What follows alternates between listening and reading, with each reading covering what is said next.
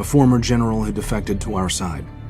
Most of my crew didn't fight in the war, but some did. Hi guys, welcome back. A Klingon banquet identical to the one in Star Trek VI is one of the primary events in Star Trek: Strange New Worlds, Season 2, Episode 8. The Klingon supper scene in Star Trek: Strange New Worlds is reminiscent of an incident described in Star Trek VI, The Undiscovered Country. Strange New Worlds Season 2 expanded on the previous season's concept of chronicling the exploits of the USS Enterprise in the 23rd century, led by Captain Christopher Pike. While the show's narratives are episodic, the primary characters' arcs are serialized, and Season 2 has begun digging more extensively into the past of numerous important characters, notably in relation to the Klingon War. Season 2 Episode 8 of Star Trek: Strange New Worlds provided the show's most in-depth examination of the consequences of the Klingon War on Pike's crew to date. When Klingon Ambassador Dakra arrived aboard the Enterprise, several of the crew members who had participated in the battle struggled with their preconceptions towards Klingons, particularly Dr. Joseph Ambenga'S, who was shown to have a terrible past with Dakra. Captain Pike's emphasis on diplomacy, on the other hand, resulted in a tense meal that bore a remarkable resemblance to another sequence in a previous series endeavor. How the Klingon dinner in Strange New Worlds compares to Star Trek VI, The Undiscovered Country. Dakra from Star Trek: Strange New Worlds and the characters of The Undiscovered Country. The Klingon feasts in Star Trek: Strange New Worlds and Star Trek VI, The Undiscovered Country share many similarities. For starters, both dinners take place in the same setting: a high-ranking Klingon official wanting to assist his people and the Federation putting aside their differences and striving toward peace. Uhura and Spock, two essential characters, are also present at both dinners. In each scenario, Spock, in particular, performs a fairly similar role, seeking to act as a mediator when emotions are high. The biggest variations are the degree of antagonism present and the roles of specific parallel characters. The hostility between the Klingons and the Enterprise crew is more visible in Star Trek VI,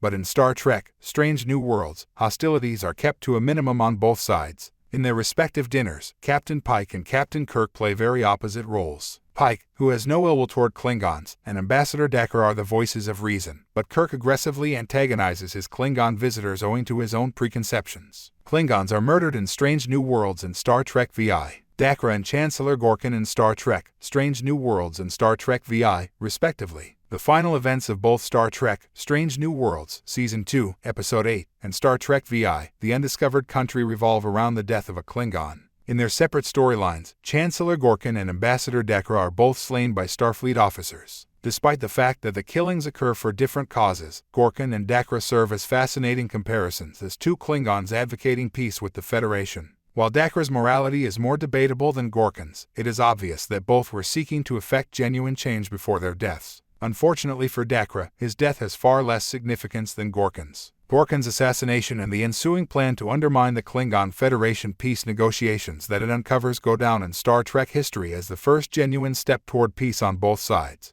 Star Trek: Strange New Worlds, on the other hand, concludes its examination of the ramifications of the Klingon War in a much darker place with Dr. Ambenga'S' murder of Dakra. While Ambenga completes the final part of his mission from the battle, he gets re-traumatized in the process. Finally, while the Klingon stories in Strange New Worlds and Star Trek VI are similar, their themes are extremely different. Thanks for watching.